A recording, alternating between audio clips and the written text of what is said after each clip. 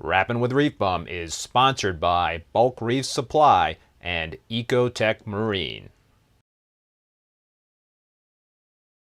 Hey, what's happening, everybody, and welcome back to another episode of Rappin' with ReefBum. I'm your host, Keith Berkelhamer. So this could be a wild ride tonight. You know, I think it's always interesting having both Ben Johnson and Rich Ross from Reef Beef on. What's going on there, fellas?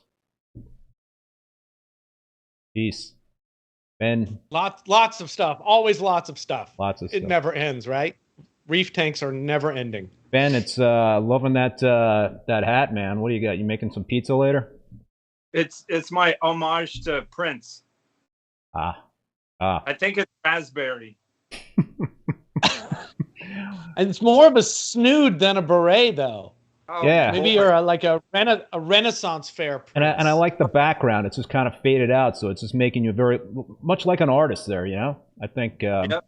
That's what I am. All right, but before we get into this silliness and some serious talk as well, let's kind of get on with some formalities. Rich Ross has worked in the aquarium industry and trade for many years. He was a MASNA Aquarist of the Year, has spoken at many industry conferences, including MACNA, written articles about the hobby, and has done some groundbreaking research. Although he is not there at the moment, he has a coral lab at his home, which is really cool.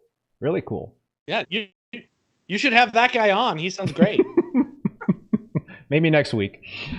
Ben Johnson is an aquarium maintenance expert who has many types of clients. The name of his company is Captive Aquatic Ecosystems, and it's based in Houston, Texas.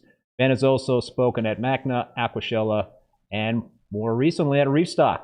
Currently, as I mentioned, these guys host a very popular podcast called Reef Beef. And I'm sure there's a bunch of beefers out there. I see all these beef meat icons in the chat there. So, geez, we got a whole bunch of people coming into this stream. But before we dive into this enriching conversation here, I want to thank both the sponsors, Bulk Reef Supply and Ecotech Marine. I really appreciate these companies supporting the show. And I appreciate all you folks out there that have tuned in. Please spread the word. Hit the like button. We've got almost 80 people watching right now and only 23 likes. We need to kind of even that out a little bit here. Don't drop off, but let's hit that like button and get the likes up. And there's a lot of chat going on already, I can see. So it's going to be a challenge to keep track of all that stuff. But please drop your comments and questions in the chat below. We sort of have an agenda, right, guys, in terms of some items to discuss, but I think we'll also certainly pivot depending on how the conversation goes. So, hey, it's good to see you both. I mean, last time I saw you guys was, beginning of this month in Reefstock in Denver, right? Yeah. Yes. Sorry, I'm having a technical problem. Rich I had to does, flip. like always. I'm good now. I'm good. Know what he's doing with his stuff. He's always tinkering. No, that was good times to talk to you while not 1,000 people are watching us while we talk. Yeah, right. It's always good to kind of have those one-on-one conversations, but there's nothing like being in person, you know. It's just kind of being able to connect, right?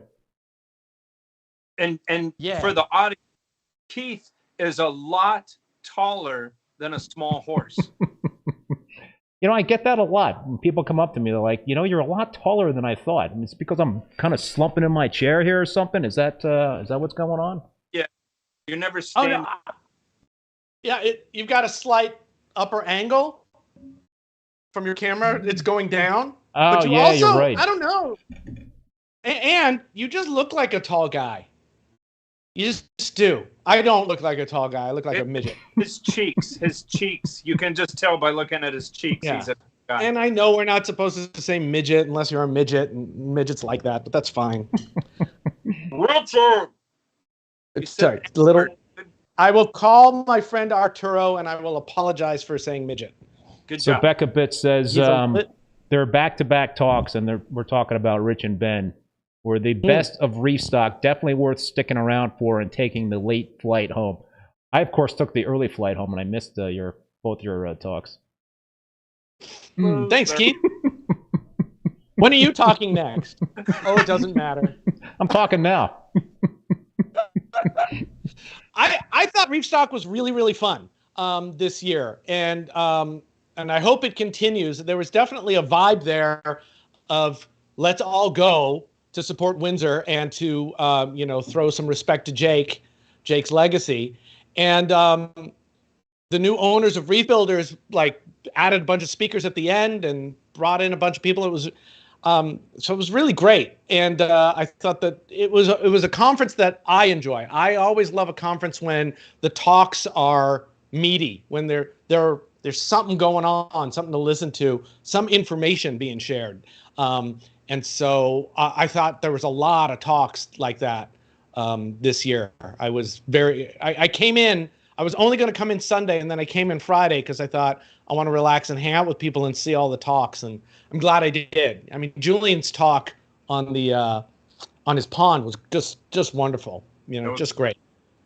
Just great to watch Julian put up a picture of a root, some sand, and an urchin, and go, "This is what I like," and so I built this.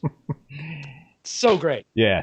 Coming from a selfish angle, I was super stoked to see Jake's studio. Yeah. And I realized how much more pressing that was because I saw today on social media that it's on its way coming down.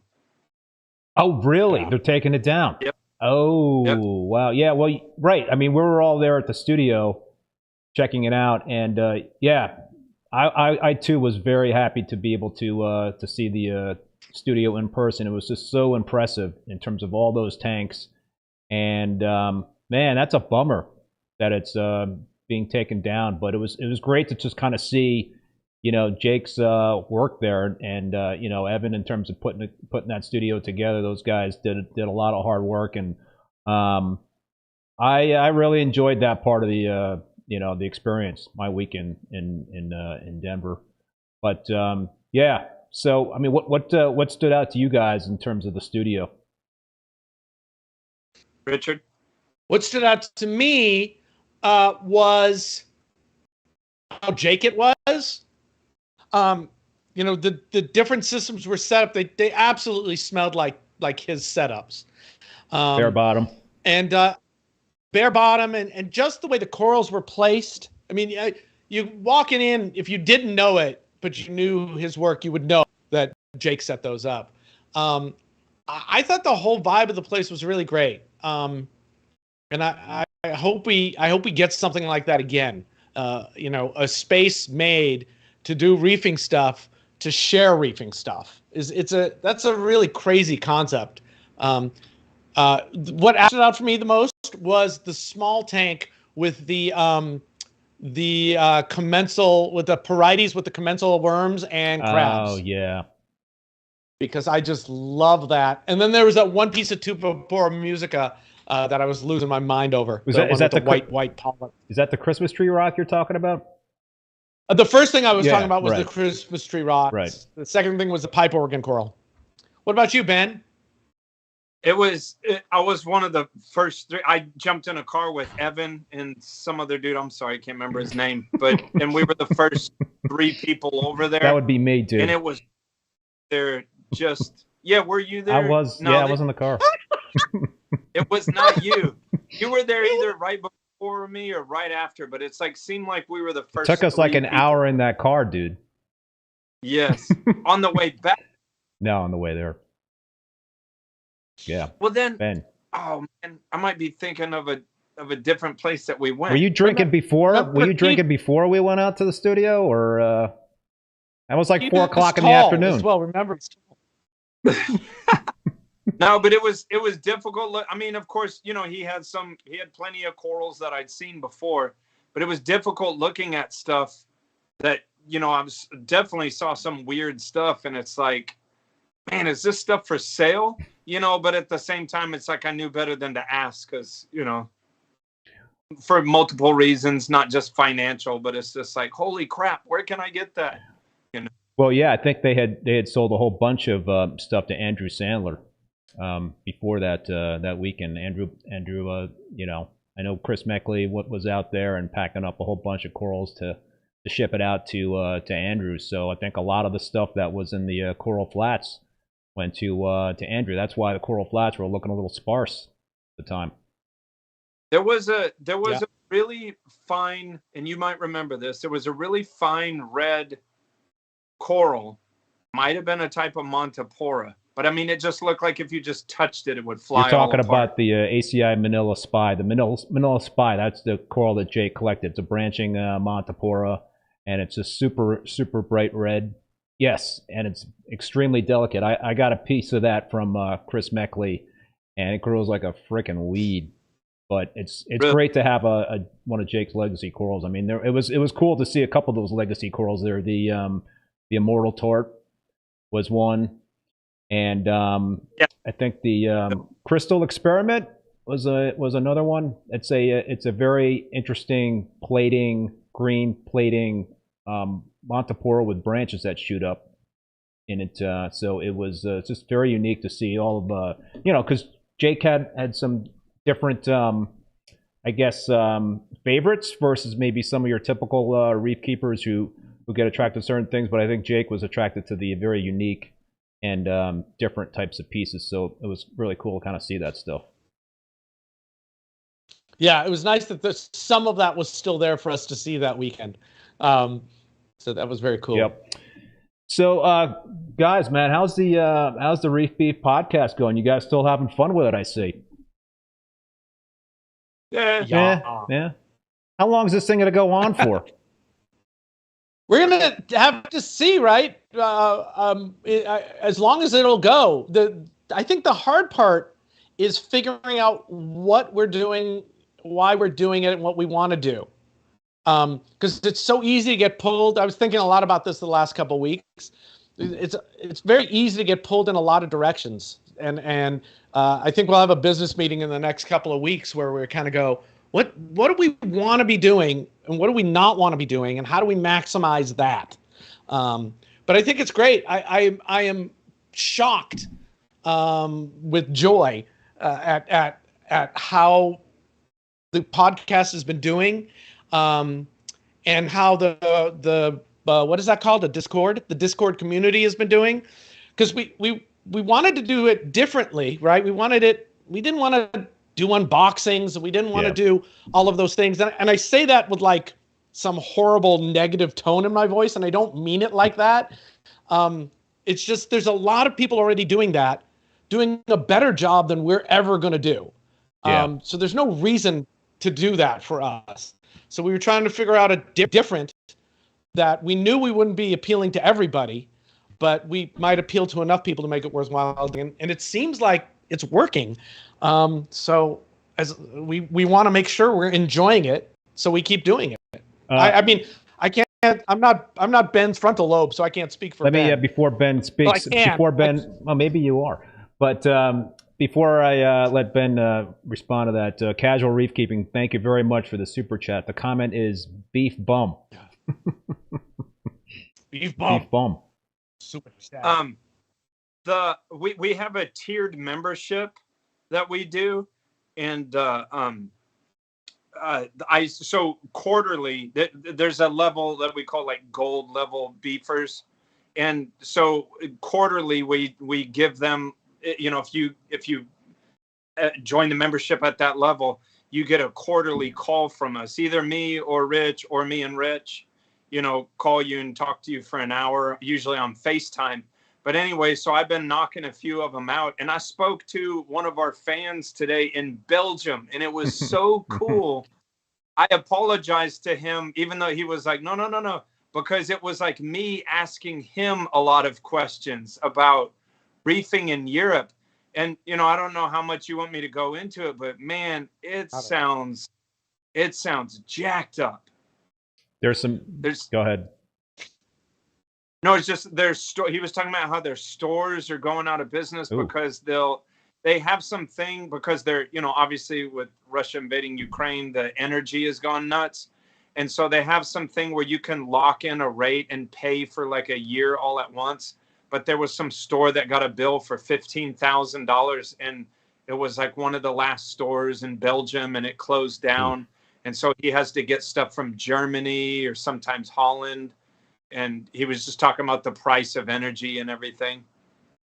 So we're kind of hopping around a little bit here, and I want to get back to, what's going on. You spring a leak? No. So I'm getting some. I had some RTN. Oh, last dude, week. you're jumping way ahead. Okay, no, I'll I'm wait. kidding. I'm kidding. And I had a big colony of granulosa just go overnight, and a couple other things lose a little bit of tissue, and it's been looking okay. And I talked to you last night or this morning, Keith, about your recent travails. And I talked to Meckley today, and I ordered some stuff. And I link I had sent you. them ship it. Yeah, I had them ship it to get here next Thursday, and I just saw another coral going. So I'm really now I'm sad I didn't have it FedEx, because now maybe I need it sooner than later. And that's going to be that's going to be kind of like the meat of the first discussion I want to have with you guys in terms of actual reef keeping stuff. But yeah, that's how it happens, man. You know, it's like you're afraid to look at the tank, right? Because it's like you keep looking at it and you look close enough, you're like, oh no, it's happening to that coral, or that coral's looking stressed out. Yeah, it's like this domino effect, and it's just it can be very depressing. I'm gonna text right now the people I got it from and see if they'll send me another one tomorrow at speed. Look at Richard texting on your show. This is live Keith, right now. He's texting. I'm gonna go eat a plate of spaghetti. I'm just gonna leave. Just a comment about you guys in terms of Reef Beef. John Wright, ReefBum. They give us a different perspective to reef keeping, and I love it. Yeah, I mean that's what it's all about. I mean, Rich, and you were saying about you know, how you guys are just not the type to do kind of like product reviews and that sort of thing, and there's plenty of other channels out there that do that sort of thing. Yeah, I too have kind of like morphed into you know, a different type of theme in terms of my videos, and just try to be more about, you know, this is my reef keeping journey, and just try to be authentic and stuff. You know, I used to go to you know, these conferences and try to shoot a video and walk around and talk about new products and stuff. But you know, a lot of people are doing that. It's like, you know what? Nobody wants to see another video like that. And well, Jake was probably like the best at doing that sort of thing. But there's still plenty of you know, channels out there that do that sort of thing. So I think it's really important to be able to adapt and to you know, see where you have a certain niche, and you guys certainly do, and I think you keep it very real, and people, you know, have glommed onto that. That's very, very nice.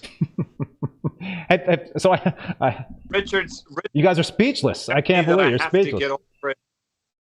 So Richard's going to tell me that I have to get over it, but like, I'm uncomfortable if I'm in front of people with a camera on me, because it just feels weird. But I don't mind sitting here talking to a camera. Right, because it's just the three of us that are talking, and just a bunch of you know, things going on in the chat window where our other people are watching and commenting. So it's not like we've got, but I guess we do have right now 118 pairs of eyes on us. So. Yeah, woo! It's not like there's 118 people watching right now.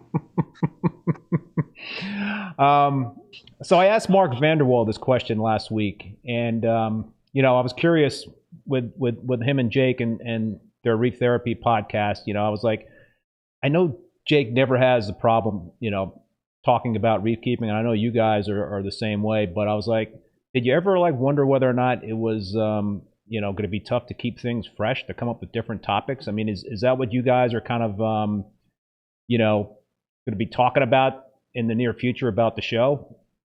How to keep it fresh? I mean, I just got a GoPro, and so I'm going to start with a head attachment, and I'm going to start like showing how I clean a skimmer, showing how I wet skim. This is how I clean a tank. I mean, I don't want to sound weird about it, but I can make content for years. So this is part of the conversation we have to get to. So are we going to use that content for additional content, or is that going to be content we're going to use on the show? And that's how I think we get to expand. We feel like we're pushing, and then it's like, oh God, I'm so tired. Why am I so tired? I've been doing all this stuff, to make content. So I think it's both. There's all kinds of content to be had, but there's also all kinds of content already out there. So I'm always worried we're talking about boring stuff that our audience isn't going to doesn't care about. There's infinite audience out there of new reefers, but since we're not doing, it's not for new reefers, but we're not doing, this is how you put water in a tank kind of stuff, which now we totally should, because I thought of 5 tips for putting water in a tank. So I'm always worried that I'm going to have nothing interesting to say. Right. When I started this show, and it's been almost 3 years. I think it's going to be 3 years next month. I had no freaking idea it'd be going on this long, to be quite honest with you. I just kind of figured, like, all right, let's kind of see how it goes, and if people watch me, that would be super awesome. But I had no expectations, no idea I'd be I'd still be doing shows at this point in time. But I guess for me, it's a little easier because I bring in guests every show, and so it could freshen it up that way. But again, sometimes you do hit on the same topics, but it is also good to get different perspectives from different people, because there are so many different perspectives. A friend of mine who's a YouTube personality person got the question recently, how do you feel about when you get the same questions from people? He does a lot of Q&A stuff. And he said, and it was a great answer. He's like, well, yeah, I covered this a year ago, but those people might not be watching anymore. Right. And I know the people who just asked the question aren't watching. And I'm going to say it in a different way than I did last time anyway. So it's always good. There's never really a worry about repeating. And maybe changed your mind in some way too since last time you said it. Yeah. A couple of comments. Zach RHC I forgot P and Nut 1, is Richard trying to be 3D? Guess they're commenting on that little angle you're sitting at there with the tank. I think it's pretty cool. ACI Aquaculture, Chris Meckley, good content every show, triple exclamation point. I don't understand that comment, Zach. Arm hair? Who's sporting arm hair? There we go. Oh, I think that's because is that from I had super glue all down my arm. Oh, that was you. I thought it was Ben. Super glue. It was me. It was me. There's a nice bald spot here. That must have hurt. It wasn't that bad. I put some alcohol on it and came off. But I like playing it up like super glue is with super glue is the worst thing that could ever happen, because it's just not. But I like perpetuating that idea. Bert Minshew. When you posted that, there was so many people that put like sad, like crying faces, and I was like, it's okay. Well, a bunch of super glue in your arm hair. There's nothing worse, right? That's what I said. I said, MS, cancer, whatever. Get over it, you babies. Super glue in your arm hair is the worst thing that could ever happen. The comments keep rolling in. Arm hair is high in protein.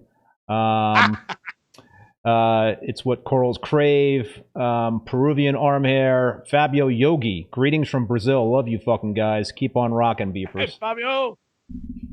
Hey, he cussed. We win. I think I just opened the floodgates. Yeah. Once you drop an F-bomb, you never go back.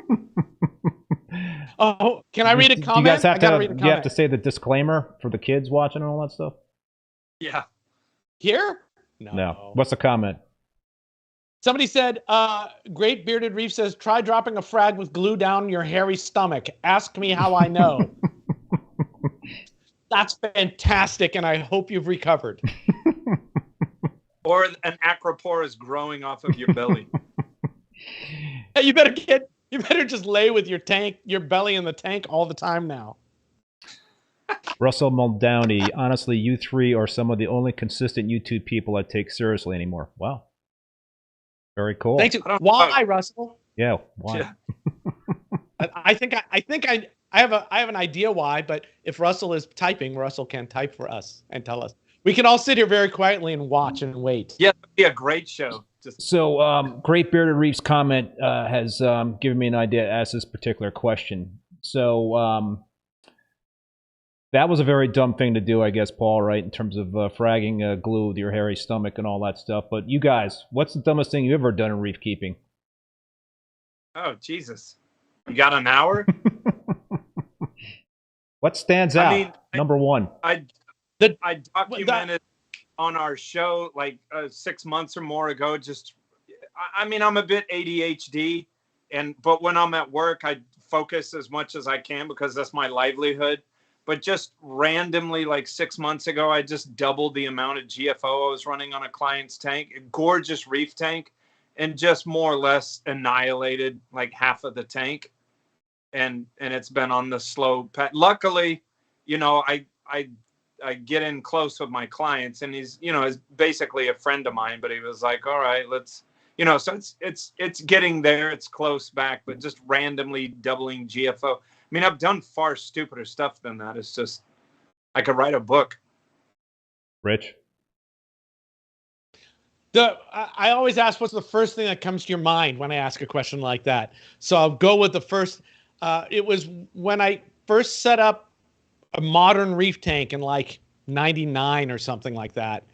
And we were gone for the weekend, and I came home and the water level was low. So I went over, it was all in one system. And I went to the sink and I filled up a couple of container, about 4 gallons of water or 3 gallons of water, just poured it right in. And then everything was not happy the next day because it's a lot of tap water and a big salinity change. And I woke up the next morning, I kind of sat up like this and went, what did you do? And then I went and looked at the tank. So, oops. Then the most recent thing is whatever I did to make this STN start happening, I think it was my fault. Uh-oh. All right, we're gonna. I think I was trying to be smart, and I was adding things to the tank to see if I could get a feeding response. And maybe one of those things was bad, or maybe it was something else completely. It's impossible to know.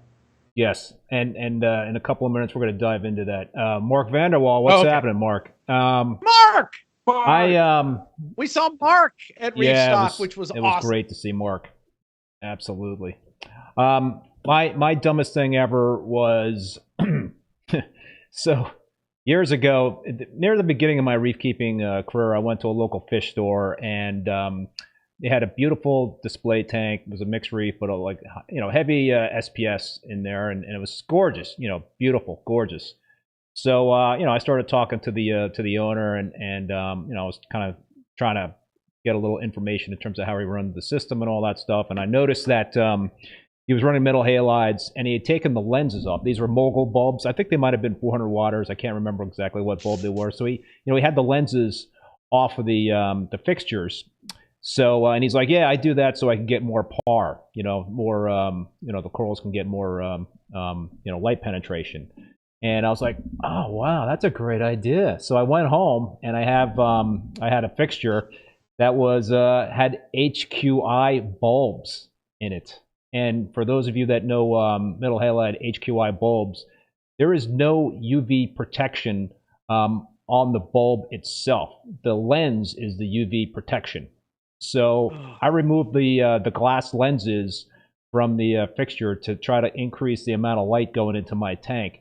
And with a matter of hours, I fried everything. Even fish were burned. Yeah. I lost fish. And the water turned cloudy. It was just a devastating mistake, and I had no idea what I had done. And freaking stupid. We call those mind stories, which is also a pre-hypothesis, or a hypothesis you don't actually check. You go, oh, that sounds like a good idea. I'll do that. And then an hour later, you go, what did I do? I'm sorry that happened to you, Keith. That sounds it's terrible. Bert Minshew. I have creatine in one container and Kalkwasser in another. I almost drank a scoop of Kalkwasser, put it in my mouth. Ooh. Rob, upstate New York. I replaced a heater once, left the old one on the rug, and plugged it in the wrong cord, plugged in the wrong cord, continued to do my water change, and wondered what that burning smell was. I squirted a whole tube of super glue into my teeth. I can admit this now, but years ago, I cracked a 550-gallon aquarium with a 1,000-watt heater left on in the side overflow. So That'll Unorthodox Reef said Keith wins, but I'm going to say now that Ben wins for that cracking a 550-gallon fish tank. Yikes! I do want to say, like, I mean, you would never want to be around that, but man, the sound of that crack was very deep and very impressive and very scary. You should use that in your company's advertising. Not at all. Ben Johnson, I've already done something really stupid, so it probably won't happen to your tank. I got more than that. Well, don't put him on the side of your truck. No. All entertainment. Mark Vanderwall, the dumbest thing I did in terms of a pure regret was killing, I'm going to butcher this name, Parapterosis hetera with flatworm exit. Killed too many flatworms at once instead of siphoning a bunch of out before. Yeah. Yeah. You got out. Yeah, toxins. All right. So, Rich, you've alluded to this a couple of times. You've got an issue with the tank behind you. Tell us a little bit about the tank for those that don't know about the tank behind you. Like, how big is it? How old is it? That sort of thing. This is a 150-gallon display. It's been here for 20 years. Wow. It's got a 180-gallon sump and another 50-gallon sump under the house. There's a 60-gallon frag tank, and then in the other side of the house, in the spare room, is my lab, which has got 4 70-gallon tanks in it. So if my math is right, it's somewhere around 450 gallons total. It's now all put together. Yeah, and this tank was doing really it's good. I did a whole lot of work to the system recently. Redid all the electrical, redid all the wiring. I like it a whole lot. Built in you get to my controller area by a bookcase that's actually a door, and I'm very excited. Like a I like the secret passage. Secret passage number 2 in this house. That makes me so happy. It's so stupid how happy having secret rooms. What's the other secret room for? If you can divulge. That one I can't tell. Because I put stuff there. But I'm sure we'll forget about it one day, and then they'll break down this house and find my old stuff and go, "What the hell is that doing here for?" Bodies. He's the John Wayne Gacy of the reefing. That's right. Absolutely. The tank is lit by 3 skies and a variety of strips for different colors that I'm going to start playing with. Although now that I'm having an issue, I may push all that back for a month or two. And the tank has been going gangbusters, indestructible for about 3.5, 4 years now, until last week. Really? It started last week? Started last week. Like I said, I lost the one big coral overnight, which is why I think it was a discrete thing I did the day before. Although it could have been several other things, right? So this is such the problem with having a living reef tank, because you never do one thing at a time. There just isn't time to do one thing. And you also never know what it could be. So I refilled my lanthanum dosing. So that could have had more lanthanum than everything was used to. I might have just not paid attention. You're dosing lanthanum chloride? Yes, lanthanum chloride into the skimmer, really low dose. I don't think this is what it is, but I have to do the list of what it could have been. So it could have been that. I don't think it is. The salinity was high. It was running on the high side, which always tends to piss stuff off. So I'm sure that was a complicating factor, if not the thing that made it happen. It could be something I don't know anything about. It could have been that when I harvested some Kato, I stirred up a bunch of mulm in the sump, but I've done that a million times and it's never been a problem. It could have been that I switched from dosing Acro Power daily to once a week. these are all things that kind of happen. Oh, and then I was trying different flavors of bouillon to see if I could get the corals to open up and eat, which is what I think is what happened that started all this. But who knows? And now it's run to a coral, and now it's very sad, and I'm going to have to do a bunch of crap. Have you done an ICP test to kind of see if there's any elements that might be out of whack? I was thinking about that. Oh, right. It could be my natural salt water that I'm using. There could be something goofy in there. So I have this thing about actionability, about results from testing. They also, the tests are 2 weeks out. I'm not going to get results if I did a biome test or a ICP test. I'm not going to get the results for at least 2 weeks. So that, if nothing was happening, I'd be fine. But it looks like I'm going to have to take action. So I'm going to do that as fast as I can. And so I don't know. I thought about ICP testing. This is the kind of thing where it might be worth doing to check. But there's a lot of very sensitive corals that are not showing any effect. It's clearly just the acros. Nothing else is having a problem. So I'm kind of feeling it's not a water quality issue. But I may send one anyway. I guess I don't know what I'm going to do with it when I get it back, right? Well, maybe there is some. Maybe there is some sort of contaminant in there that you don't know about. I don't know. Maybe a heavy metal that leached in. The baby corals in the other room are doing just fine, and they're plumbed into that system. They're one polyp each. Yeah, everything's plumbed together. So I'm not seeing a systemic issue yet. Although it certainly could be. And I'm doing a constant water change with natural salt water, so I don't think I'm worried about any levels dropping. I'm also adding a couple of, some people want to know. Julian's iodine and Julian's iron product I'm adding, 2 little fishies, and Bob Stark ESV's TE plus elements. So I'm going to have a hard time believing that I'm elementally deficient with the brush of inexpensive and easy dosing that I'm doing. It could be, but if I have one, if I have a ICP test in the other room, I'll send it off tomorrow because why not? And I may have a microbiome test in the other room, which I'll also send off. Why not? Because I already have it. The question is, do I do another one? Do I pay money to find out if there's any efficacy to the testing? So I'm a little torn with those because they're kind of in their infancies. So I'm torn with, I don't know a better way to say it, and then I don't know what's actionable, and I'm waiting for 2 weeks or a month for the results. Yeah, and you're gonna lose stuff. I immediately went and changed my DAI. I changed my carbon. I cleaned my skimmer. I did a water change more than I normally do by wet skimming. So I don't know. But if I have those tests in the other room, you've convinced me now. I'll send them off. So Mark Vanderwall, the only solution to Rich's tissue necrosis is tank upgrade.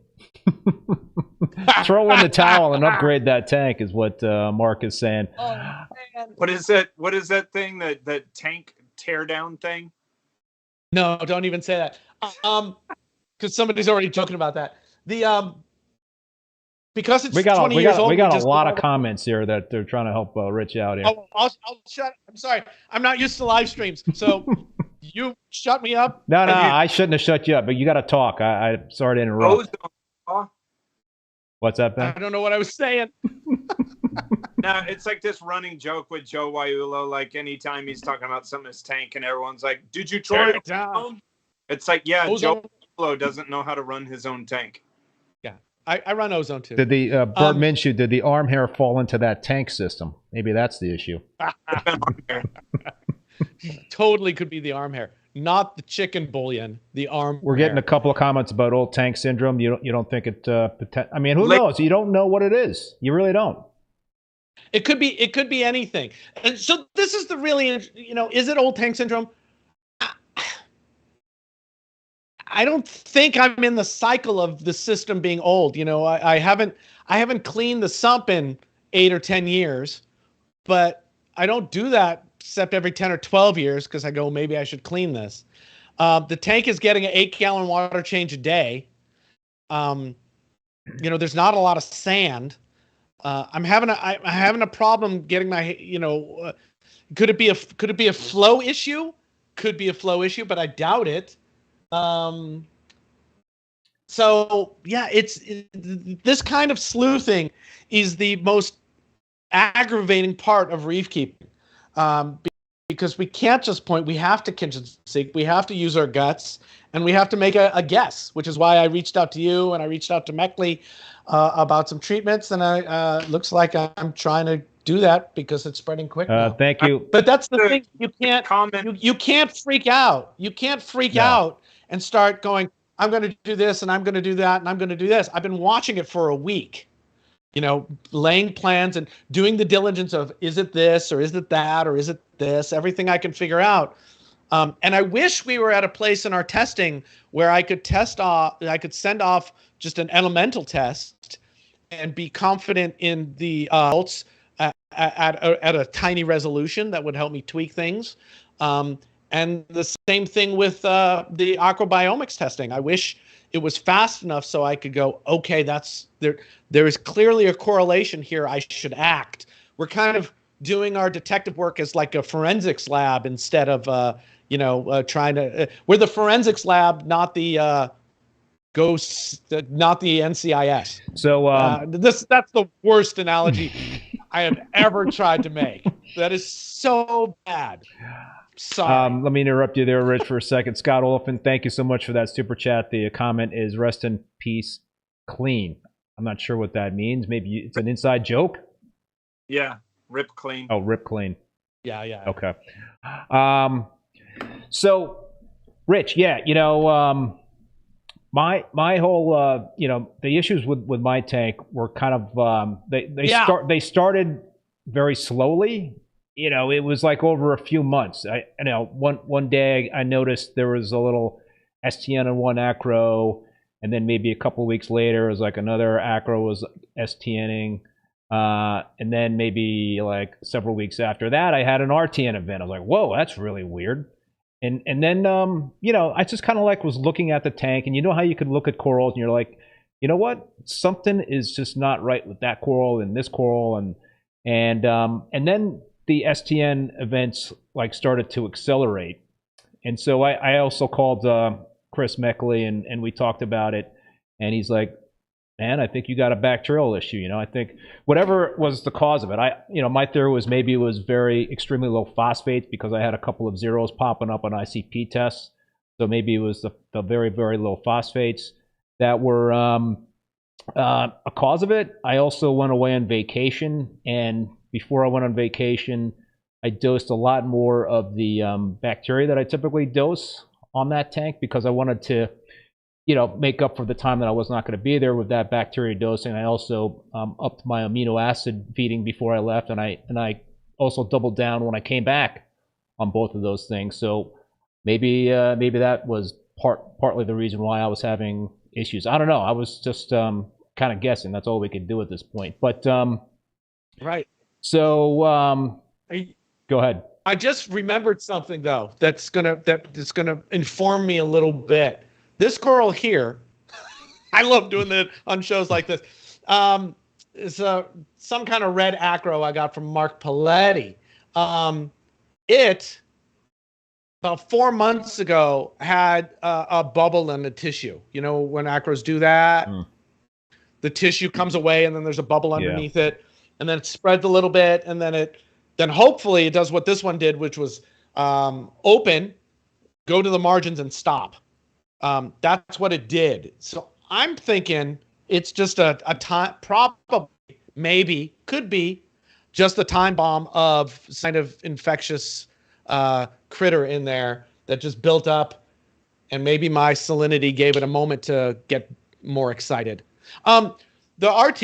The STN you were experiencing, Was it the kind, Keith, where the tissue is just gone, or did you see tissue kind of balling up on the margins and kind of floating off sometimes? Just gone. Just gone. Just gone. Yeah. Okay. This is the one where it's where I see it unraveling. So I don't know. Interesting. I don't know. So what I was going to say is that, so I put out a video about this, and I think maybe that's the video you saw, Rich, in terms of this experimental oxalic acid treatment. And I think we also need to have this disclaimer about this discussion. This is all very experimental stuff because there is really not a lot of research behind it. I mean, I did do a pre and post aquabiomics test, and what the pre-test did show the presence of a couple of pathogenic bacteria, and then the post-test 8 weeks after the oxalic acid treatment showed one of them was gone, and the second one was drastically reduced, and the tank completely turned around.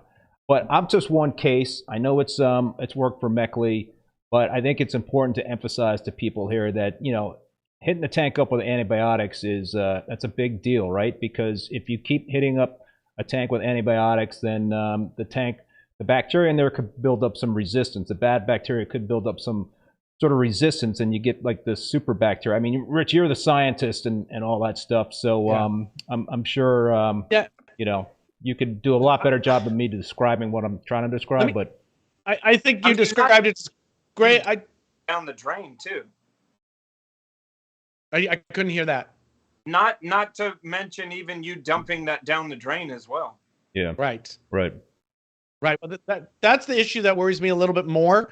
Something like Cipro is we talked with Bingman about this last year, about antibiotics and their use. And something like Cipro, I'm really hesitant to use in my tank because Cipro is saving human lives now. And the more Cipro we just throw out there, coming out of your pee, going into the water, being thrown in the trash, the more likely it is that the bugs we want to fight with Cipro don't care about Cipro so much anymore. They get used to it. So that's my main worry with stuff like that. Now, of course, it could be that, people using Cipro are going to dwarf the amount we're using. So we're not significantly adding to the amount of antibiotics in the environment. That's happening without us. Then we get a moral, ethical issue about that. I feel like if there's something better to use that people aren't relying on, I'm more happy to use it, which is why I'm so excited about the work that is being done on OA, because it's not used for people. So and Bingman pointed out that there's a whole class of antibiotics that we're not using for people anymore or at all. And he was saying he would be really excited to see people using those antibiotics and trying those out. But it makes sense why we don't do it. Somebody has to think, how do I get that antibiotic? Where Cipro, somebody could go, this is so terrible. I didn't finish my prescription, so I'll use it on the tank. And it's like, no, that's exactly, there's so many bad things with what you just said, but it's there and available, easier to get. Oxalic acid. That's why I'm excited. Oxalic acid is a medication to cure disease in koi. So I think the only negative side effect is all us reef keepers might be preventing koi keepers from treating their fish. But is OA non-discriminate? Is it messing with beneficial stuff as well? It looks less discriminate. It looks less non-discriminate. It looks like it is not just peeing on everything. But who knows? I mean, this is all a huge mind story that we're building together. A lot of coral health issues are just mind stories, and we're trying to figure out what we could possibly do in a timely manner. Cutting a coral, you're going to get, if you got a coral with SDN, you'll get 50% of the people who say leave it alone, 50% of them say cut it and throw it away, 50% of them say cut it, leave it and glue it, and 50%, so that's already more than 50%, 100%, right? Everybody's got their own thing that worked for them once or twice, and it feels like it might work again, so that's what they recommend. But we're really just throwing knuckle bones.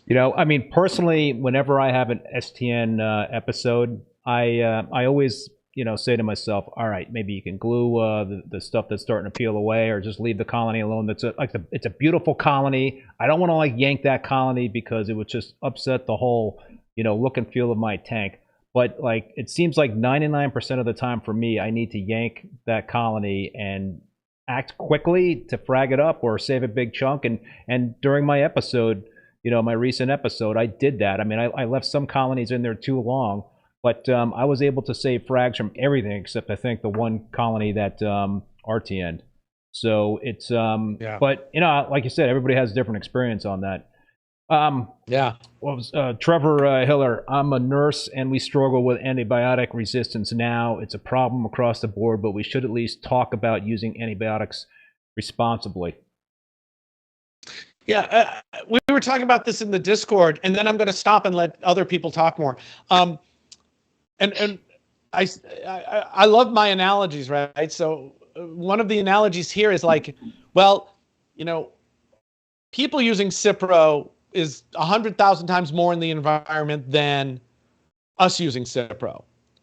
Is kind of the same argument as, well, the forest fire is really big, so it's not going to hurt if I just start a little one, because we're already dealing with such a problem.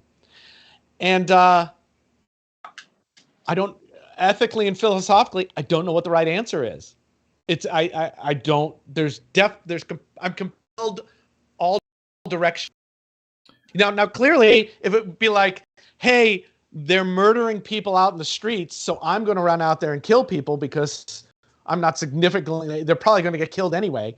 No one I know is going to say, hey, yeah, let's do that. So I know I'm pushing a little bit there, but that's my feeling, Trevor, is if you wanted an antibiotic for your daughter who was sick in the hospital and you found out that some jackasses are using it willy-nilly to try to see if they can save coral, and that's what's made it ineffective for your daughter, I think you'd be bummed. But we're already pissing the stuff out all the time anyway, so I don't know. Juno Baby, let me address your comment. When will ReefBum stop mentioning oxalic acid? Laugh out loud. He needs content. He needs content. I'm running out of things to say. Big OA. You screwed my tank just for this. Let me say this. On this live stream, Rich, he brought this up. I didn't bring this up. He's having an issue with this tank, and so we're trying to help out Rich, and I had my recent experience. But listen, that's why I put the disclaimer in my video. That's why I kind of just put the disclaimer out on this live stream that this is experimental, and this is not something that you should do willingly or willy-nilly in terms of putting this stuff in your tank. It's a big deal to mess with the microbiome of a reef tank, and it's really kind of like a Hail Mary, right? I mean, Rich, that's what you're pretty much trying to do right now. Is you kind of see what's going on with these corals, and it's been going on. Sounds like it's accelerating. Well, yeah, it's funny too because I just fed, and I'm wondering if that helped piss everything off, or if there's a feeding response. And as the coral goes to feed, the tissue's not really on and gets lifted off. Yeah. All right. And then I got to think, do I treat everything, or do I treat one tank? Do I turn the return off, treat this and not treat everything, or do I just treat the whole system? Probably treat the whole. If I'm going to do it, I'm going to do the whole thing. All right, Ben, you're getting your chops busted on because Rich is doing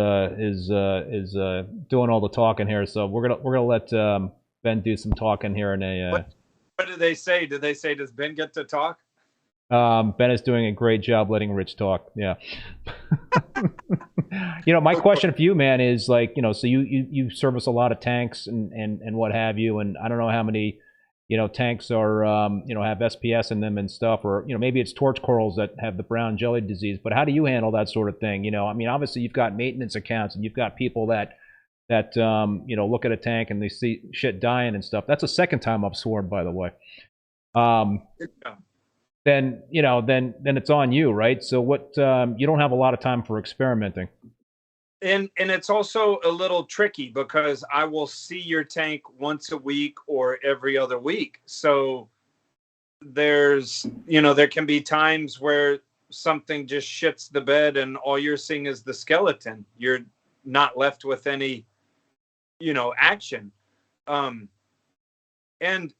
man, I'm going to knock on wood, but I've been very lucky over the years to really not experience that much, which sounds insane, but it's the truth. And almost every single one of my reefs, almost every single one has some form of SPS in it. I do all mixed reefs, but almost every single one has SPS in it. Green Bolly Slimer, Montoporas, Stylophoras, on and on. Nothing crazy. I don't try to keep $500 frags the size of your thumbnail in anyone's tank. Yeah. Rich, do we need to be concerned about, bringing in corals that potentially can't have the pathogens? I mean, I've actually started, dipping. Andy, who watches the show, kind of passed along a formula for oxalic acid to use as actually like a coral dip. So before you put corals in the tank, you can dip those corals to try to prevent those pathogens from coming in the tank. Is that a wise practice? Interested both you guys what you have to say about that. Or do all tanks have coral pathogens? And is there some sort of event that triggers them to kind of overtake the good guy bacteria? Ben? Mine. Rochambeau. Rochambeau. Rochambeau. Again. 1, 2, 3. Paper. Damn you. One more. 1, 2, 3, go. Paper. Okay, you go first. Paper beats paper, so you go first. Now I don't even know what the question was. Do you dip incoming corals? Okay. I think I do a lot of trading within my systems. So what happens is it's only a few new corals here and there, like put into the rotation, because I do about 30 systems. Not all of them are reef, but I mean, most of these reef clients that I've had some that I've had for 13 years, 10 years, 8 years, long term. And I've created entire customer reefs out of other customers' reefs for years. So there's a lot of in trading within it. That is probably part and parcel of why I've avoided so much disaster. If every time I set up a reef tank, I was bringing in all new corals, be it maricultured or from the wild or anything, I'm going to bump into a lot more crud. But I sort of keep it in-house for those reasons.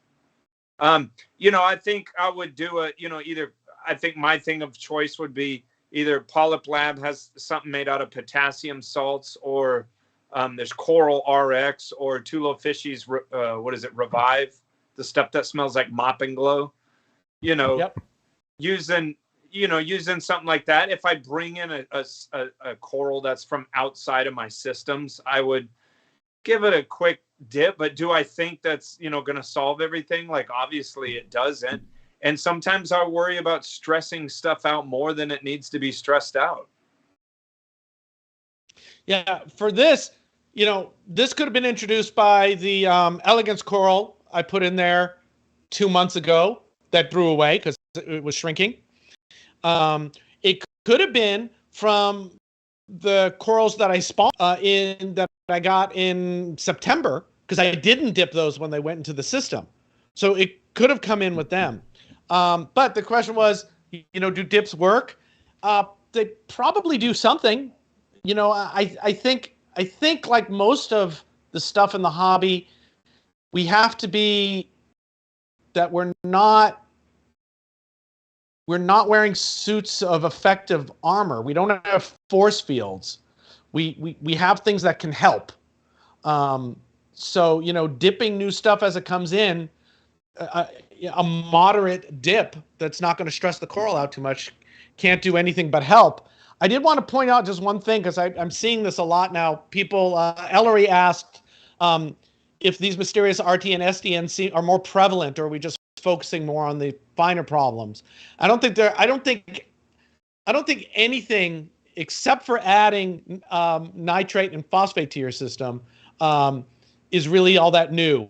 I think all of the problems we've been dealing with forever, and it just feels like we might have more tools to help diagnose them, or we're on our way to having those tools. But these are the same problems we were having 30 years ago. It's not. There's no magic here. There's nothing recently has reared its head that we haven't seen before in this realm. Can we as reef keepers help the scientific community? Is it something that the scientific community might learn from reef keepers? I think I had one discussion with a guest about this, in terms of there's a lot of cool stuff we're doing as hobbyists that maybe scientists have not tried. I don't know what has been done in terms of using antibiotics like Cipro and oxalic acid to treat coral disease. But what do you guys think about that? Can hobbyists help inform scientists? It's uneasy bedfellows. I think we can help, but it's like super anecdote. Yeah. We can. If somebody wanted to study, well, this one actually came the other way, kind of. It's tough. We don't do things rigorously enough to be really useful to science. We just don't, and we're probably never going to, because we have totally different goals, and that's fine. But they can definitely influence each other. Microfragging. We've been doing microfragging for 1 billion years in the hobby, right? Dave Vaughan wrote it up because it wasn't in the literature, and now it's attributed to Dave Vaughan. That's an unfortunate side effect of how things happen, because hobbyists have been doing it, but now it's credited to somebody. So if you care about the credit, it's a weird place, the confluence of hobby and science. But I think hobby and science work together all the time. But I don't think that's your question. I think your question is, how can what we're doing influence hobbyists, and I think influence science, and I think it's the rare one-off or two-off that allows that to happen, because to be able to publish something, to make it useful, you have to be really, really rigorous. What about we just don't. What about the aquabiomics? If Eli has a database, and I know there's, he's got my data. I know I mentioned Andy. He did the same thing, and he saw the same kind of impact on the pathogenic bacteria. If a company like Aquabiomics kind of builds up this database where they have a lot of pre-post types of tests with this sort of antibiotic, could that be useful? Sure. Oh, sure. That's the anecdote. And it's a little better than anecdote, because this pathogen was before, we treated with this pathogen was gone. So that's really good reasons to look in certain directions. That's certainly much better than, the Eco Aqualizer, made my tank smell better, made my corals look better. It's like, that's not useful at all. But anything with rigor can be useful. So let's bring in some comments from the viewers. Bert Minshew: I believe 90% of the time STN RTN is something normal and simple that reefers blame on something complex. Okay. Simple is the key. Yeah. Yep. I'm just saying simple. Yeah. I'm sorry. Scott Oliphant: I think the microfauna and microbiological underpinnings of our systems is very complex and never simple. Juno Baby: my LFS uses Detol. Is that how you pronounce that? DETTOL? I've never heard of that as a coral dip for most things apart from GSP and clove polyps, which sounds crazy to me, and I'd be scared to try, but apparently it works for him. Anyone tried that? I've never heard of that. Yeah, see, this is terrifying scientists, except for Scott Oliphant, because basically it's like, hey, I heard somebody say we should use this, so let's do it. And say what? Banana peels. Banana peels. And sadly, that's kind of how we are, right? We have to have some of that, because no one is doing the science on this because it's expensive and no one cares enough. It just doesn't matter. I mean, it does, but it doesn't. But the key is simplicity, like I was saying. Let's just kind of go to a similar topic in terms of ChemiClean. Okay, a lot of people use ChemiClean, and you know, Rich, you've kind of been making the rounds with a presentation about fighting problematic algae, and you know, so the use of ChemiClean. I think I don't want to point out ChemiClean because there's other products out there to fight cyano, but you know, I think it's pretty well understood that it's an antibiotic, right? That it's an antibiotic, and it seems to be pretty common, right? People will see some cyano and treat a tank with ChemiClean, and so Ben, I know in your instance, again, you might be in a circumstance where you have to kind of go for a quick fix because it's a tank, a customer's looking at this ugly thing, and you need to kind of fix that you know, quickly. But you know, Rich, your perspective, I know, is not to use chemicals, right? Chemicals are a last resort. The only reason the reason I'm considering it for this, there's a couple. One is if it's going to go bad, I think it'll run the whole tank, right? And I haven't had that in a long time, and I don't want to deal with that. I would like to try to head that off. The other is that other people have been using it and have got good. It's more than just I heard from some guy, and the people that it's been coming from originally aren't just some guy either or some person, right? And the other thing is, I'm very cognizant of the fact that I could kill my entire everything. And that just means I get to put a new tank in. So, you know, that's okay with me. No, I absolutely don't want to put in a new tank. But if this is, because I had a problem with the LPS before and the NPS where I was losing dendro heads. It was so depressing when it was happening. It was like 2018, 2017. And they're still recovering now, right? So I've gone through what seems to be a pathogenic response before, and it's freaking vicious. And I'm willing to risk, and that's the most important thing, I'm willing to risk the entire farm on it. Wow. I haven't done it yet, but I've ordered it. But you want to do it. And I will probably do it because then we'll know something. Good. But I'm not going to sleep well again next week if that's what's happening.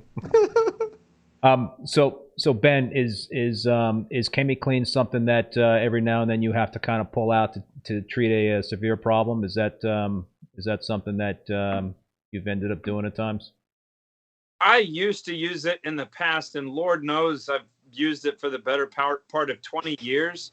But here within the last 6 months, on, you know, with watching the back and forth with our Discord and seeing, you know, Richard advise some people, he was, you know, advising people to do 3 to 5 day blackouts. I started doing that, and it was every bit as effective as I used to use the Blue Life product. Really?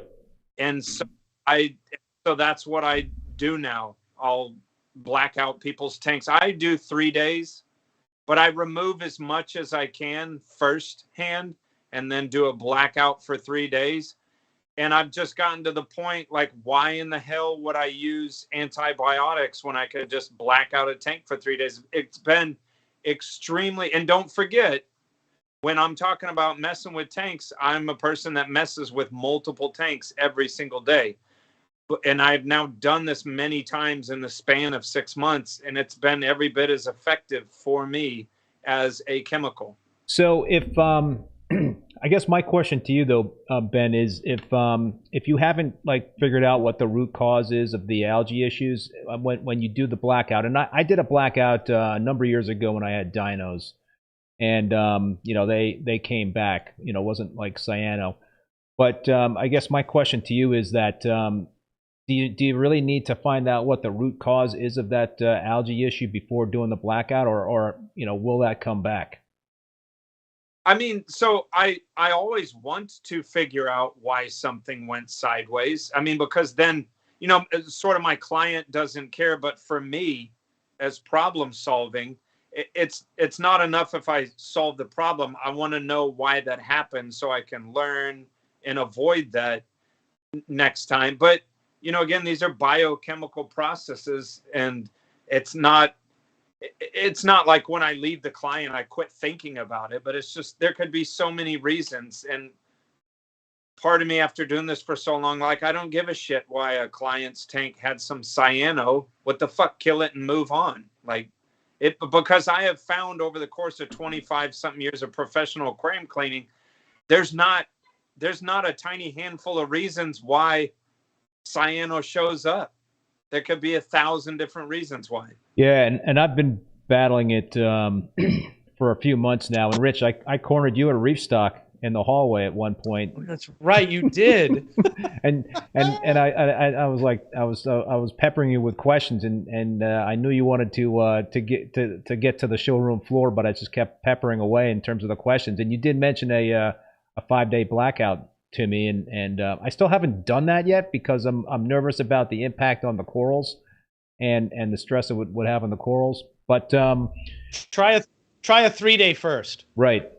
What I mean, you know, and again, like Ben just said, you know, there could be a number of reasons why cyano is popping up. I mean, my theory is that you know, I have some Carib Sea life rock in the tank that is leaching phosphate, and I did go up to the Carib Sea life rock guy at Reefstock, and he was when I floated that theory, he was very much offended by that. You know, it was like calling his baby ugly, and so, you know, I get it, but I don't know.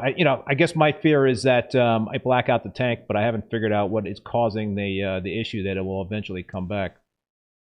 So I think I've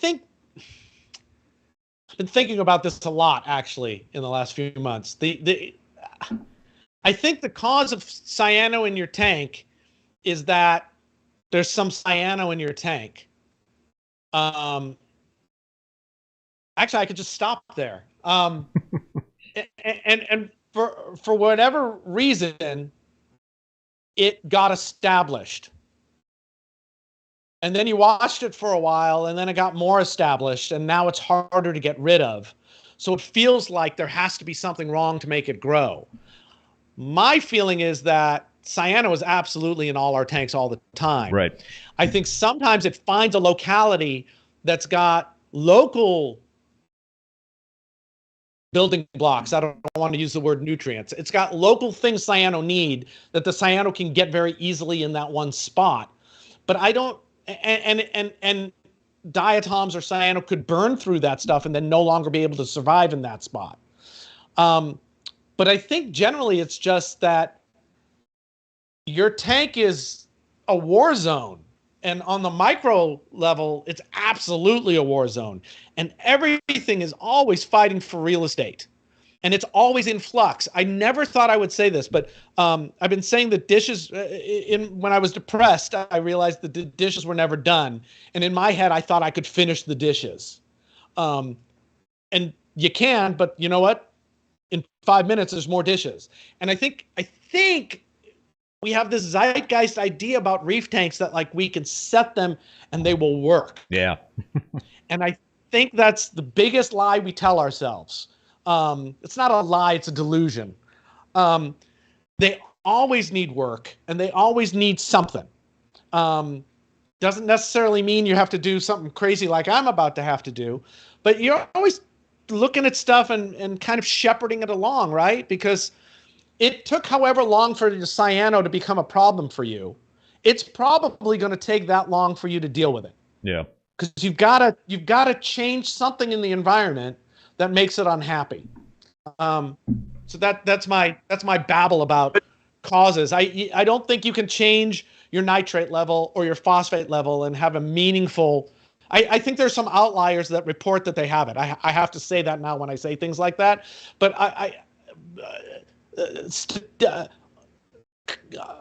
just doesn't happen enough that people lower their nitrate and phosphate and their cyano goes away.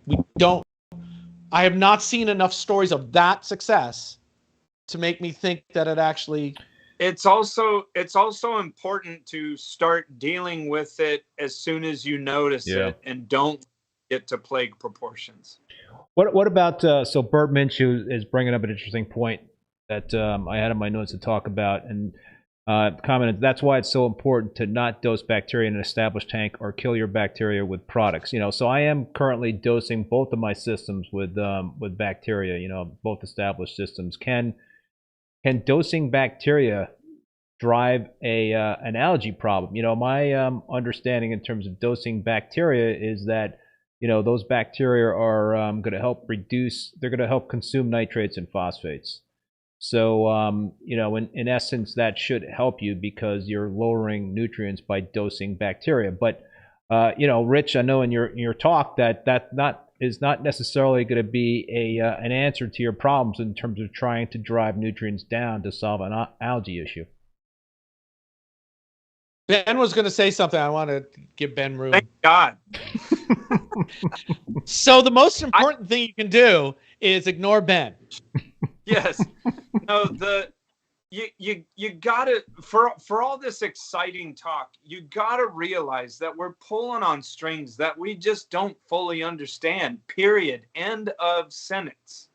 And when you're tweaking with when you're tweaking with a biome, you're tweaking, which those bacteria mess with nutrients in some way, shape, or form. I just don't feel like we're there. Does it mean don't experiment? No, but we're jacking with all sorts of stuff that we don't really know, the full. We're pulling on strings that we don't know what they're connected to. And why did this happen? As if anyone has an answer. No one has an answer. Well, yeah. And everyone has the answer that worked for them. And they think that is shareable out to everybody else.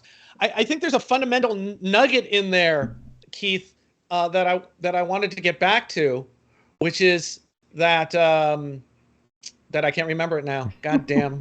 I'm sorry. Silence. Let's let Rich remember. No, Go ahead. It felt like it was important, which means that maybe it isn't, maybe it isn't. It's the reasoning of what we think is happening when we add bacteria to our tank. I think something that needs to be added to people's ideas of what happens when you do that is you're sending soldiers to war. It's not like the bacteria go in and they go, sweet, this is all ours now. Let's be Mormons and take over the West Coast. It's not.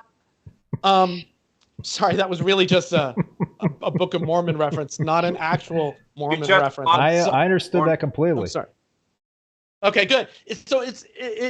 You drop them in, you drop your paratroopers of bacteria in, and then they've got to fight for their lives and find real estate and kill whatever's there so they can live there too. Now, of course, I'm overblowing this because we don't really, maybe some of them get along, but if you want, we call it phase change or state change, right? If a coral-dominated reef phase changes to a algal-dominated reef, you're going to have a much harder time dealing with the algae. If it goes from a coral-dominated reef to a bacteria-dominated reef, much harder time of dealing with it because algae, in those two cases, algae and bacteria are winning. They have won. They have built their cities, and blowing up their cities is hard.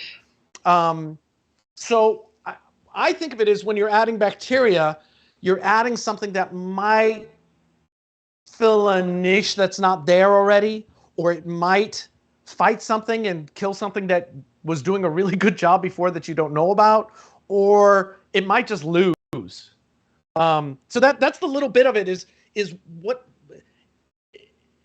you're not painting a wall with bacteria. You're dropping it into a system. It's, I'm going to drop some dogs into the lion tank at the aquarium. The lion tank? What do they call it? Exhibit. The dogs might take over one day, but they're going to have to fight the lions. God, I'm such an analogy jackass. Yeah, but see, which we have these bottles of different bacteria, and you read the back, and the what I'm going to say marketing material. This bacteria in this bottle will do this. I just don't know that we really know that.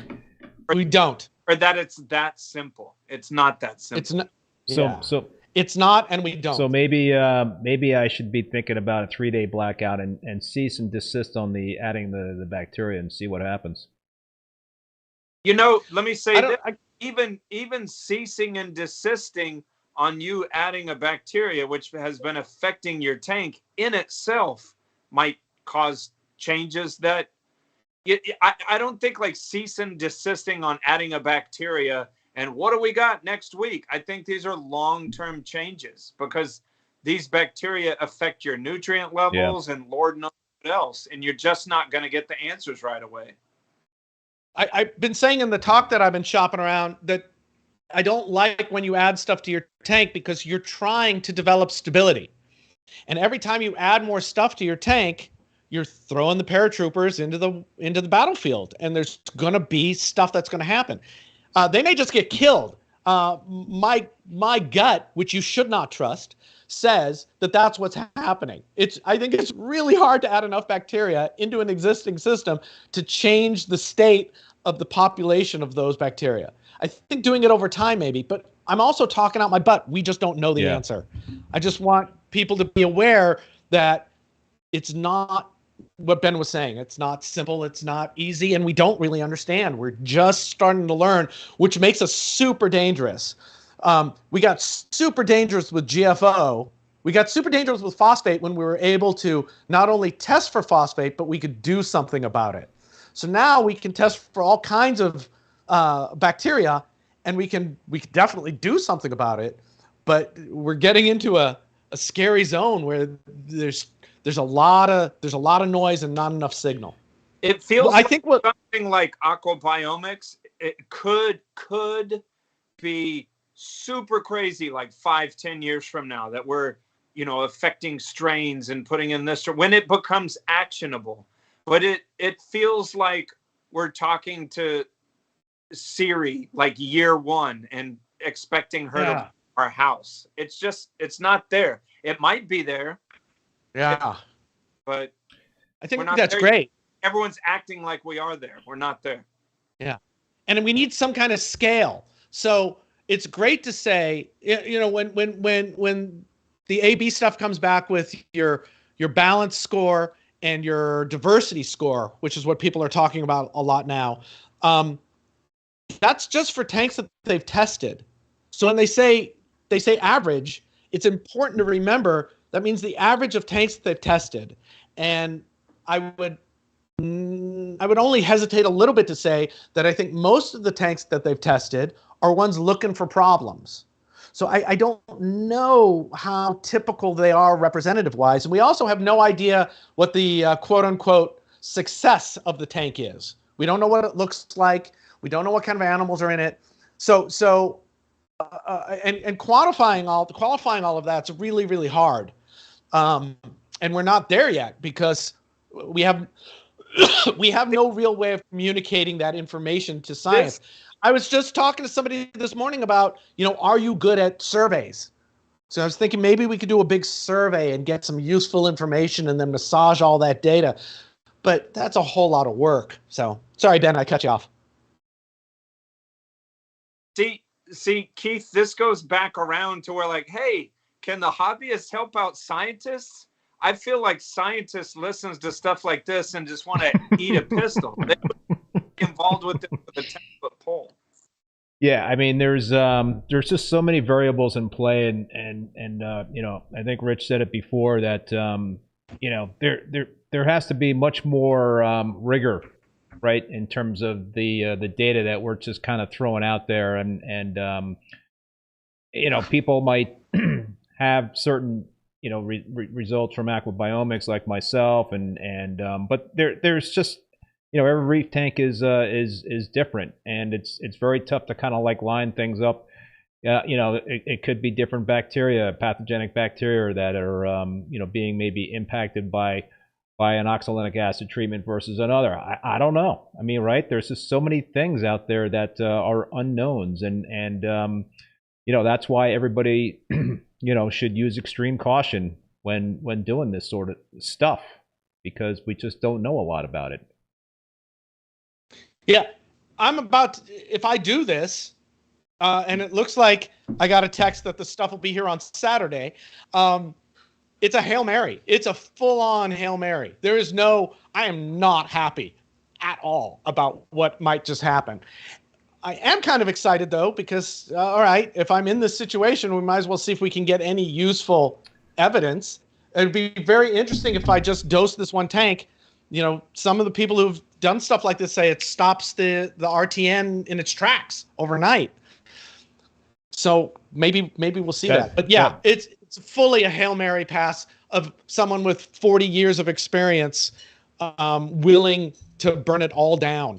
So yeah, maybe you should grab a water sample before you add the OA and just kind of do a pre and post test with Aquabiomics. I know it costs a little bit of money, but you know it could be interesting information. But just get Reef Beef to pay for it. There you go. Yeah, they got to buy you like a beer or something like that. Buy you an oxalic acid, an Aquabiomics test. I'm gonna make Snowman pay for it. Forget it. It shouldn't come out of mine and Ben's pockets. Yeah.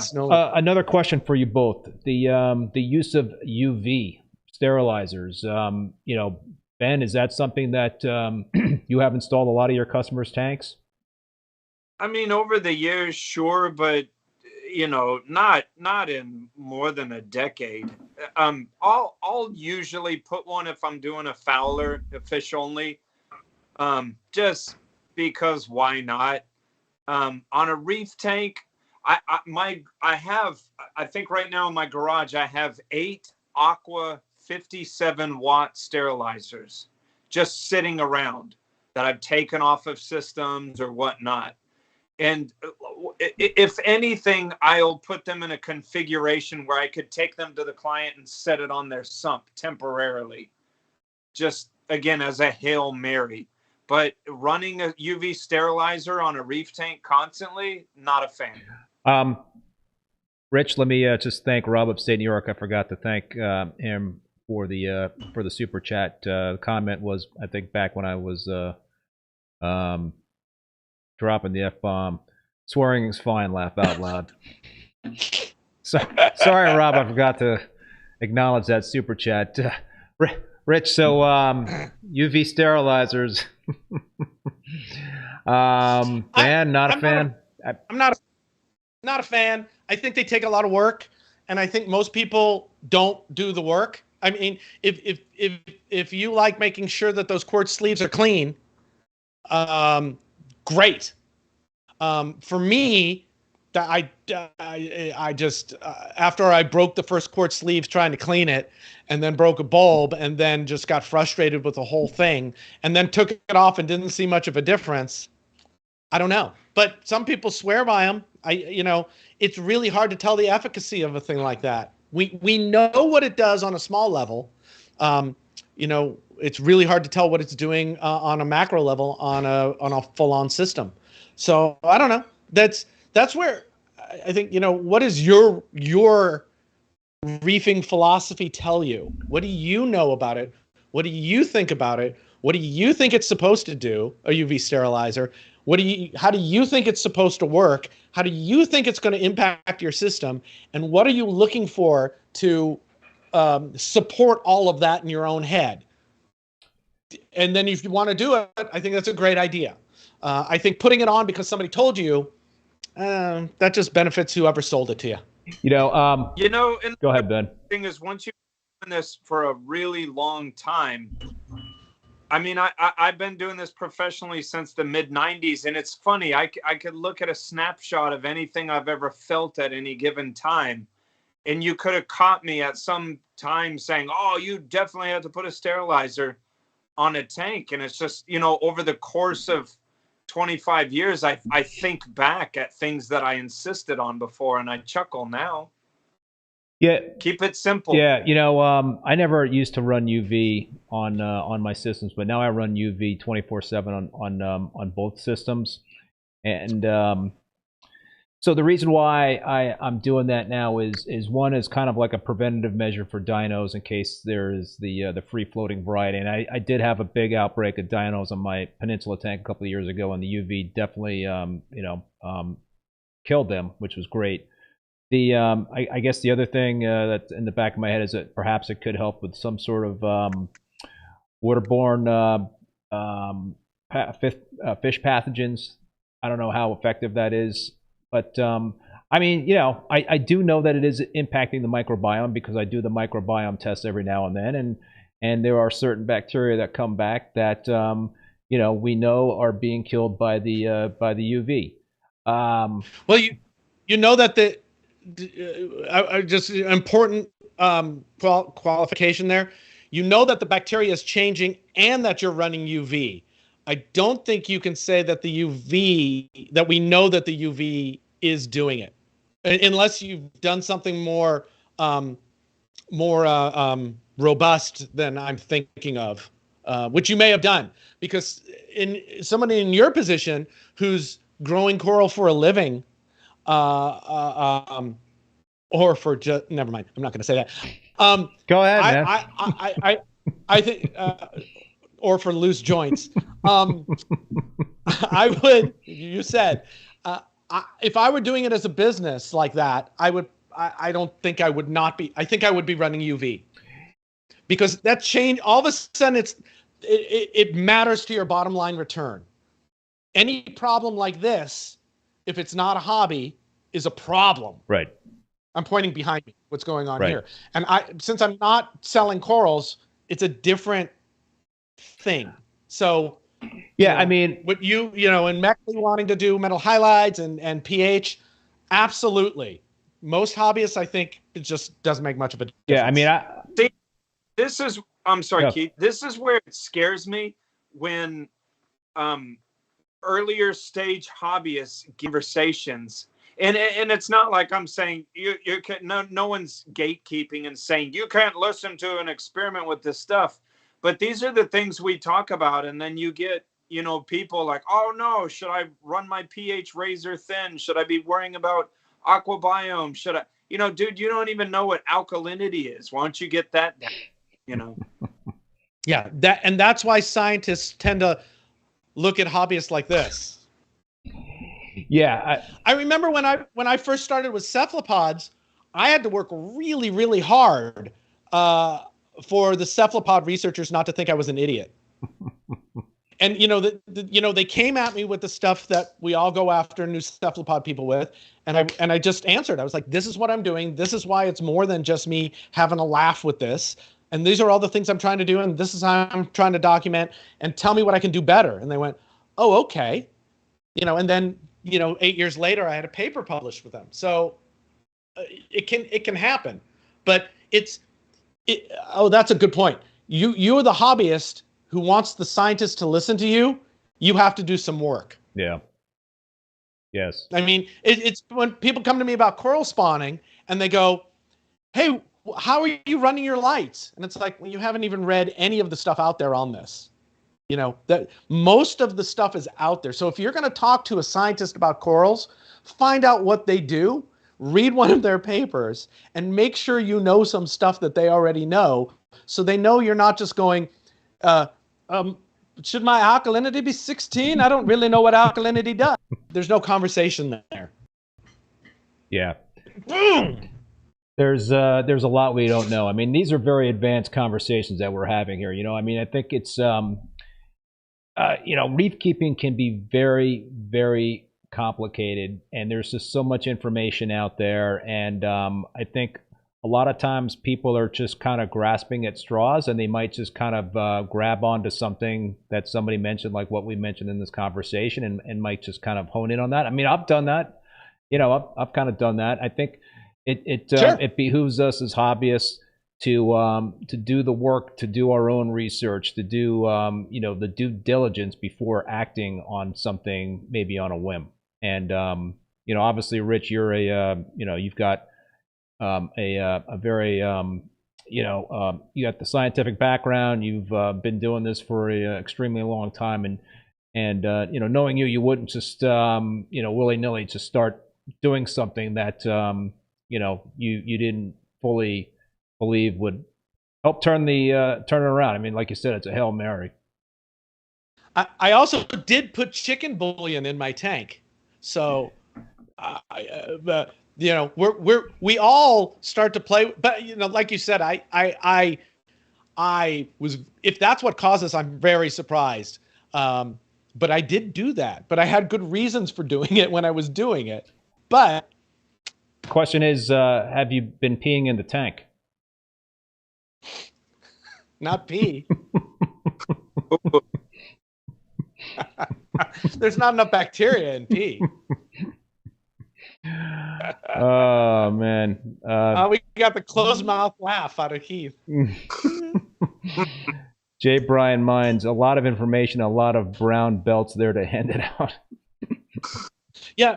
So we're all brown belts in a,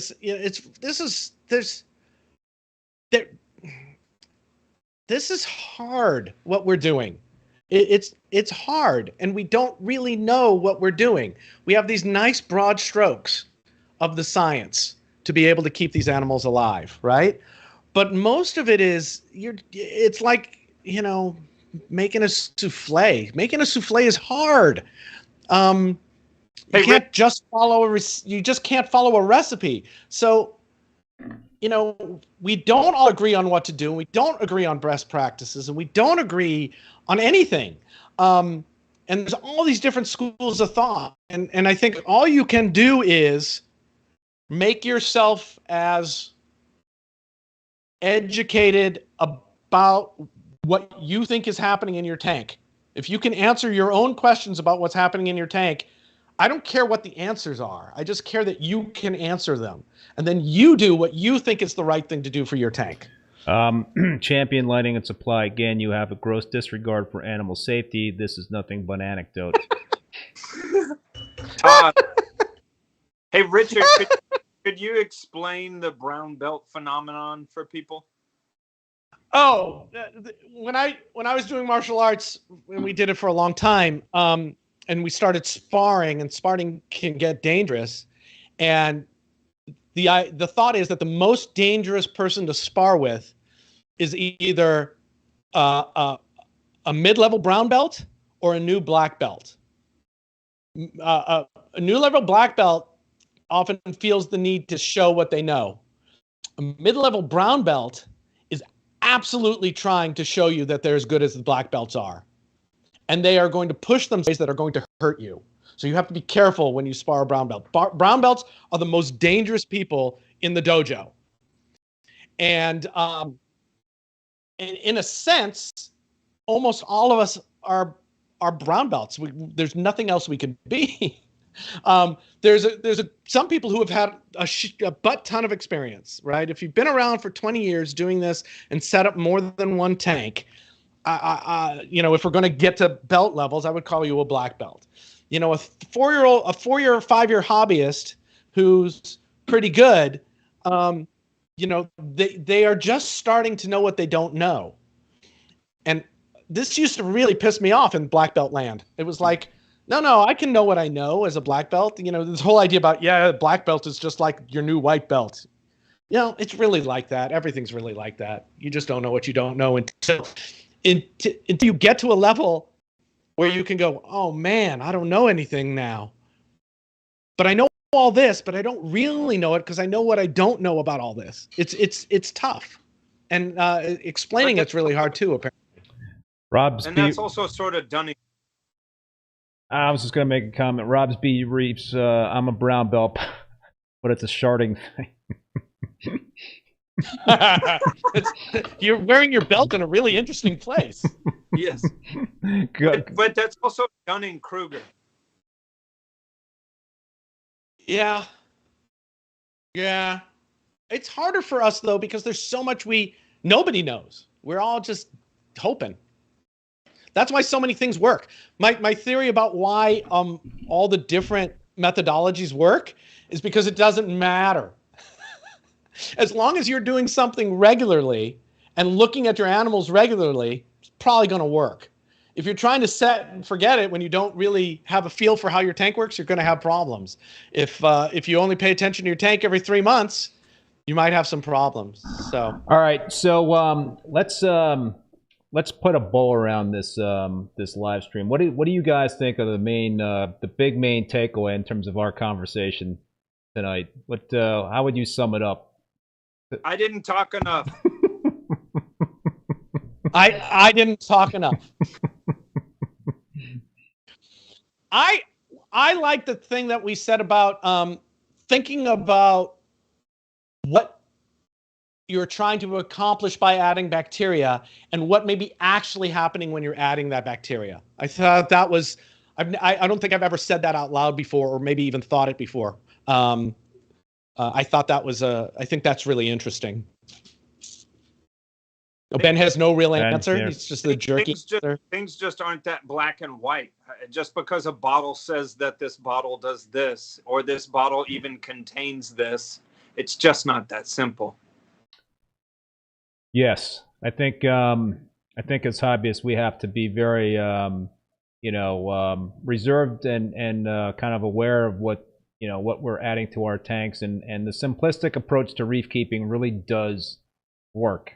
And I think a lot of us have had success keeping very simple reef tanks. I know, Rich, that's one of your mantras, right? Just keep it simple. So yeah, the foundation is simple. The whole facade of my system is stupid complicated, but the foundation of it is straight ahead, simple. What you do, what Ben does, it's just kind of straight ahead. Everything else is to make me lazy. Yes, totally agree. Bert Minshew, they got to come back, Keith. Only scratch surfaces. I agree, guys. I mean, we have a lot more to talk about, so I would love to have you guys back on. So, folks, please catch these guys on the Reef Beef podcast. Buy them a beer and tune in.